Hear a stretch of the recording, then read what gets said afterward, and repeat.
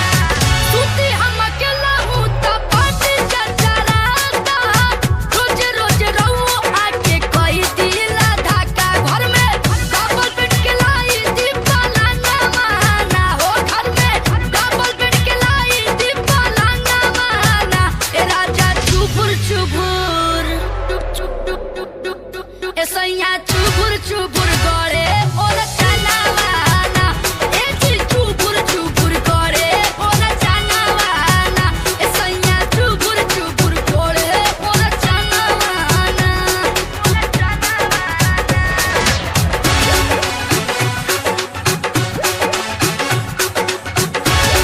चनावाना।